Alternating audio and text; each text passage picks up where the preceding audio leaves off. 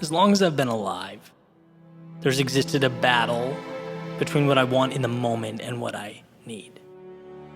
And it transforms, it takes different shapes, but its impact is always felt.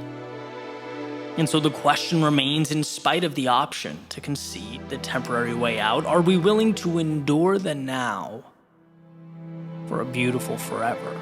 Commit to that delayed gratification? Hold off just a little longer, do a little more. See, every time I hold the line, every time I refuse to give in, the victory tends to be just a little sweeter. So what is this force keeping us from greatness? This invisible, unquantifiable adversary telling us to stop, to submit, to just accept things as they are? Well, as Steven Pressfield states in his book, The War of Art, this is resistance. The ego in disguise, it's the desire to stay the same, pushing us away from the very action necessary to obtain what we truly want, not in the moment, but in our souls, our true reason for being. After all, progress is happiness. So we follow this train of thought. The next logical question must be, well, can we control this enemy, this resistance? As it turns out, not only is the answer yes, but one's ability to do just that makes all the difference. We can harness that demon that lobbies so hard for the status quo. We can learn to laugh every time it throws a fit when we attempt to change ourselves, our situation, our environment. It can be told no. In fact, Pressfield states that people who live free lives have learned to master themselves. People that can't master themselves will find someone else to rule over them, whether it be excuses, critics, or other outside constraints. See, the answer couldn't be simpler. It's not easy, but it's simple. Show up. And as a writer, I really resonated with this line. The hardest part isn't writing, it's sitting down to write. It's arriving. And now life can flow through you. You're able to be that messenger that carries the divine so that it can be shared with the world, distributed to the masses. But you must first say no to that voice proclaiming that it's not important, that it doesn't matter. You must tear down the idea that you're not good enough. Walk up and sit in that metaphorical seat, whatever it is for you. Begin speaking, writing, painting, analyzing, constructing, devising, but you must sit down and begin. That is the essence of the war of art. The war that is you versus you, that resistance. Proclaiming that your next move is too little to matter, that the same is the best. But you have to see beyond what's in front of you. It's why the author is so adamant about not giving in, saying if you cave in today, you're twice as likely to cave in tomorrow. It's like talking to a telemarketer. You cave, you give an inch, and it's over. See those little decisions, the ones we're so inclined to overlook, the ones we say, we'll come back tomorrow, they're insignificant. That's essentially making a hole right through the center of a dam. Eventually, the entire thing is coming down. But the good news, those same little decisions are within your grasp. You can own them, master them, and ultimately master yourself. Start by simply showing up when you don't want to, because this is war, and this war, the one fought every day, is what will ultimately hand you the keys to the kingdom.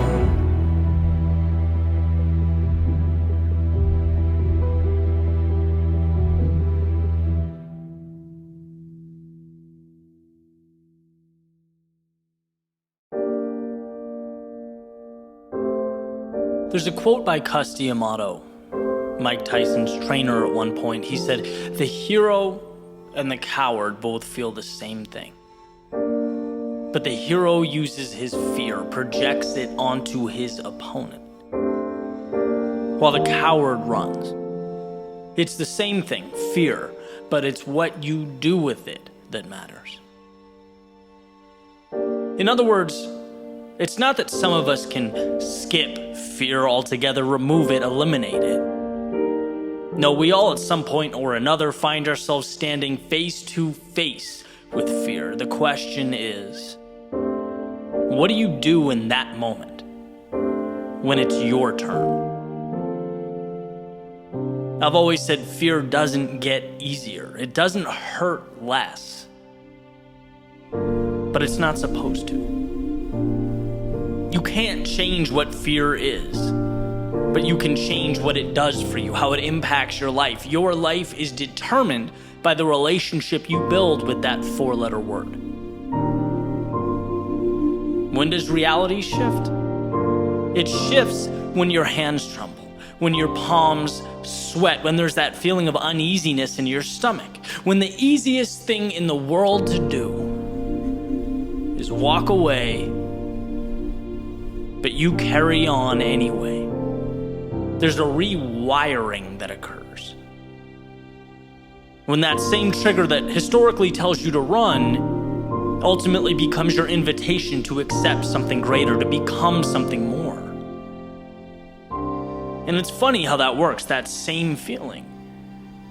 The same idea that acts as a stop sign for most people, most of the world, is different for you. It becomes your reason to elevate life to something meaningful. The same reason you're able to overcome limitation and make happiness a priority. It's that you learned no complex formula or secret code, but simply understood that the scary thing is most often the right thing. There's a saying, everything you want is on the other side of fear. Not a one-time, permanent decision, but every day crossing that barrier that separates comfort and opportunity. Standing in that doorway of what is and what can be. Robin Sharma says, being scared is part of being alive, so accept it, walk through it. In essence, to avoid fear is to skip what makes life worth living. The peak experiences that we remember, that's the fork in the road we face. The predicament we are presented with. The comfortable, unremarkable existence, or the road spawned from curiosity, the journey of a lifetime. And so next time we find ourselves in that moment, let us remember that pain is temporary, but turning around and walking away is forever. Let us remember that tomorrow is what we make it, and the cost of admission starts now. Let us remember that the obstacle in front of us is not easy, but it wasn't intended to be. And that's precisely the reason we must walk through.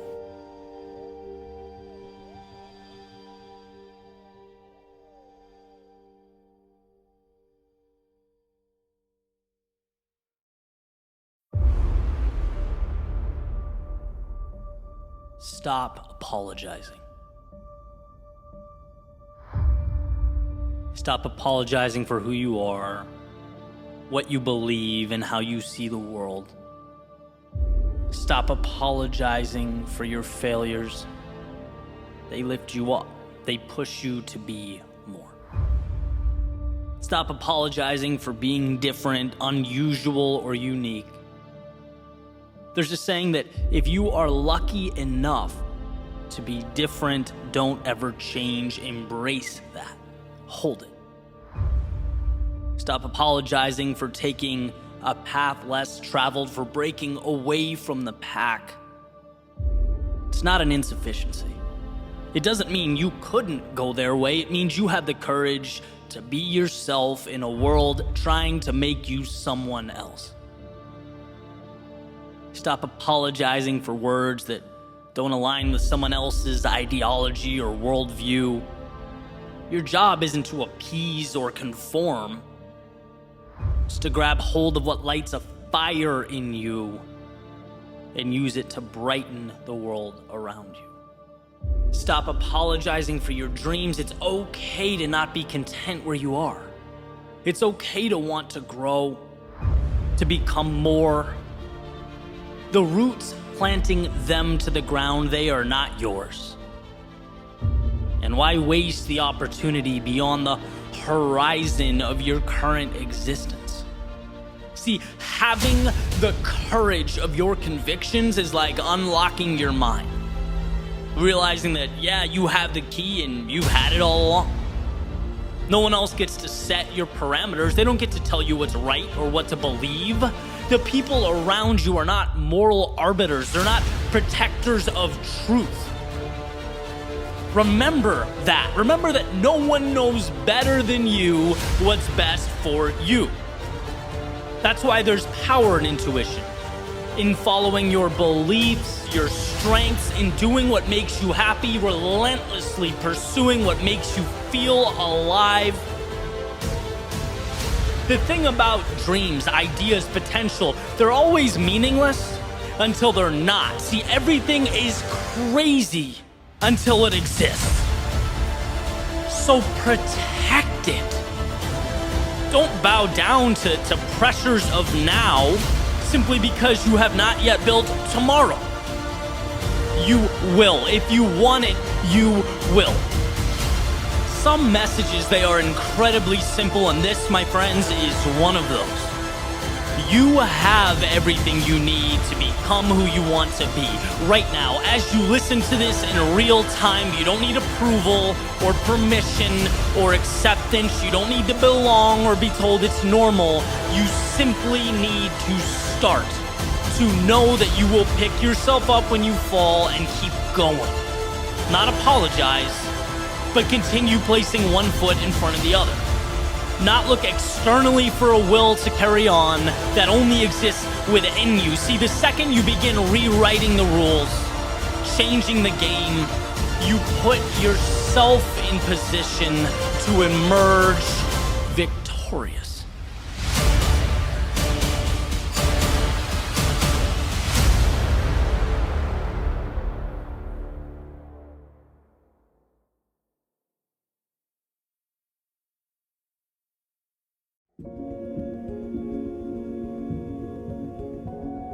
Yesterday I drove out a little bit into North Carolina, parked the car, found a path, and went on a long hike to take in some scenery, think about life holistically, kind of contemplate where I'd go from here and why it matters. Which is always funny to think about, right? The idea of having to carve out time amidst our frantic and often chaotic journey to get somewhere, to, well, define where somewhere is.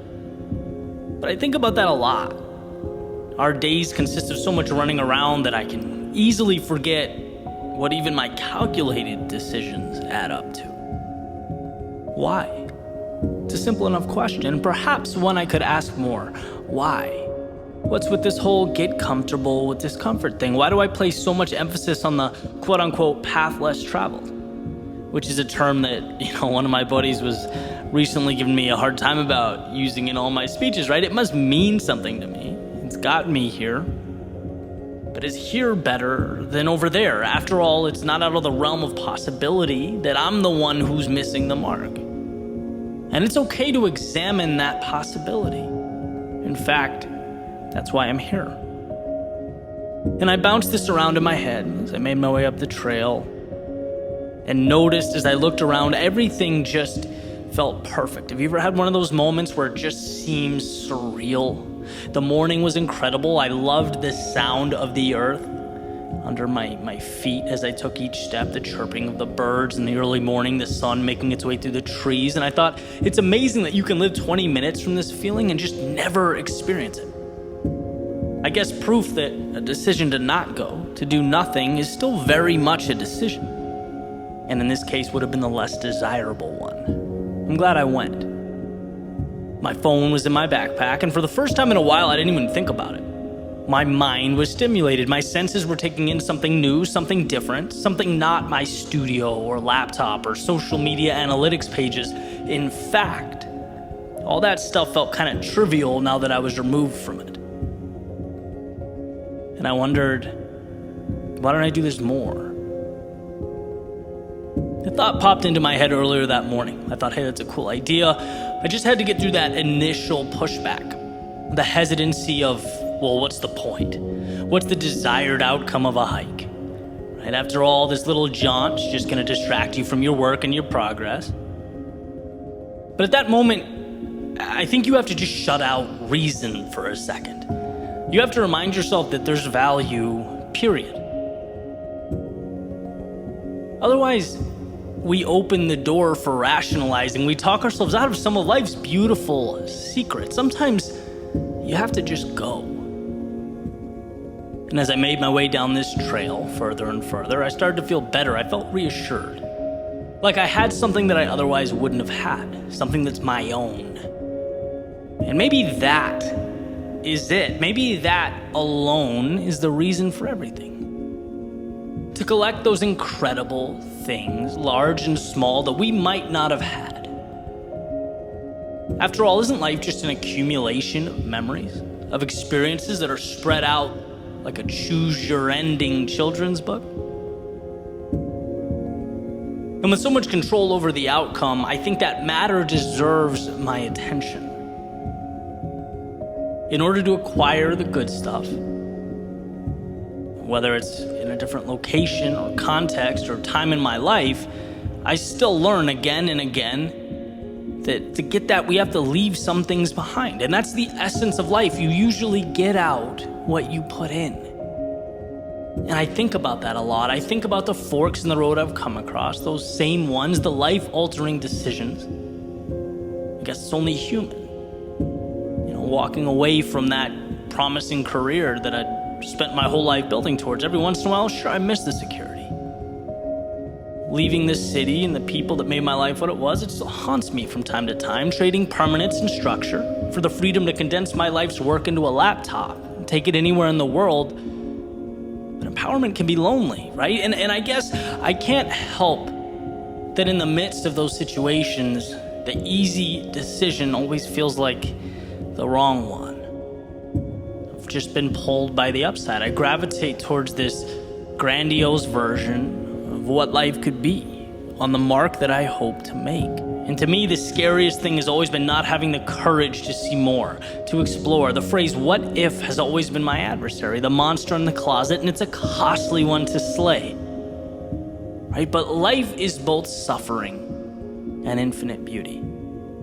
And it's like you have to choose where you're going to endure pain and why that matters so that you can climb the mountain that means everything to you, that makes life worth it. In other words, meaningful discomfort now or painful regret later. And I strongly believe that life is about pursuing something meaningful.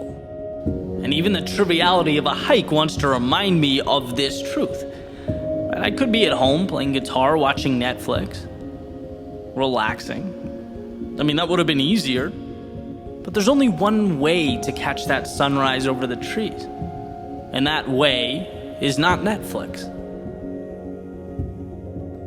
All those beautiful views, they require an output of energy to reach them. They come with fear of something going wrong, and in doubt that perhaps the turn you made wasn't the best one, and that's okay. But I believe that happiness, to be truly fulfilled, requires trade-offs. And with each step, it becomes easier and easier to understand. For the gym rat, it's the discipline and the belief, knowing that muscles break down so that they can be built up. For the relationship to flourish, it's overcoming disagreements, accommodating the needs of that person that you love, so that they can be the last thing you see before you fall asleep. For the free spirit, it's walking away from what you know in pursuit of something that excites and invigorates, even if you're not entirely sure what it means. It's about enduring one so that you can collect the other. Now, what you choose to endure and what you choose to collect is up to you, but that's what makes life such a beautiful ride. A roller coaster taking you through lows to reach highs into darkness to see how life-changing the light is when it pushes its way through. Little decisions that become the collage that explodes off the paper when you step back and look. That's what you get back when you make a point to see more. That's why my love affair with the trivial and the mundane lights my path. It's not just a little thing. It's a microcosm of my everything. It's my saying yes to the opportunity that we work so hard to ignore in an effort to avoid inconvenience. But a life worth living is not always convenient. You could even argue at times it should be inconvenient, because the higher the climb, the more we give of ourselves, the more precious the world looks from the top down. In the challenging times, the things we sacrifice and leave behind, they're not so much a part of the picture as the paint on your palette. That in breaking down, you can now recreate using your own ideals, metrics, and guidelines, a world that you now have the ability to transform. That's why life to me is nothing more than color, decisions nothing more than paint, steps nothing more than brush strokes, and life, well, life is nothing and everything. Which, as the morning breeze reminds me, is a decision that is entirely my own.